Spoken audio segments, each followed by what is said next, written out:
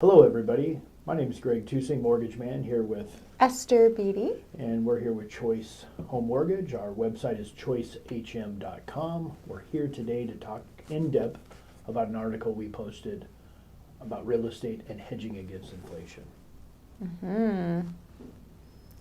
Inflation. In a nutshell, what is inflation and what does that mean for you? Oh, for me? Yeah. Well, inflation. Inflammation?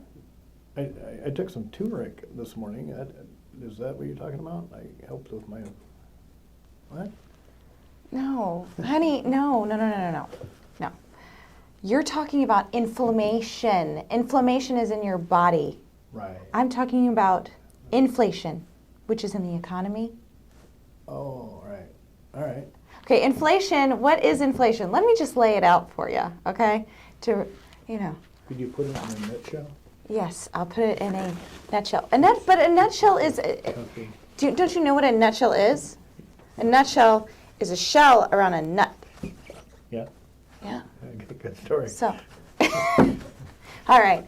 Inflammation and inflation are obviously two different things. Inflation is what we're talking about today, and how to use inflation to hedge, or how to use real estate to hedge against inflation.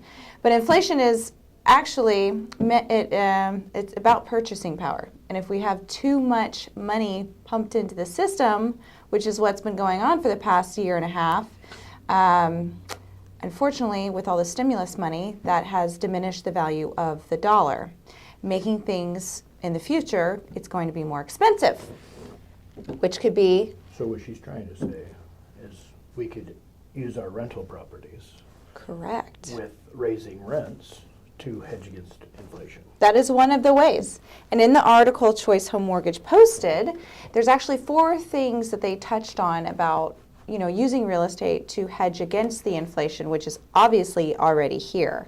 So as an important indication, let's say, I think number 1 in the article was actually talking about multi-unit properties. So let's say you buy a multi-unit property, you could have higher turnover with different people coming in and out of, some of the other units.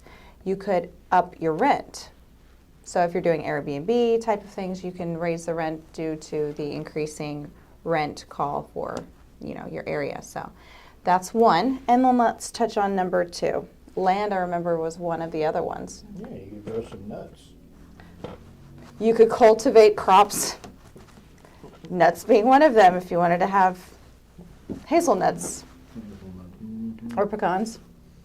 Those are yummy. But anyway, basically how you would pump your brakes. All right. So let's say if you have land, you could either rent it out to a farmer. They could cultivate their crops on the land. Another way that you could have, you could pull on mobile homes onto the land.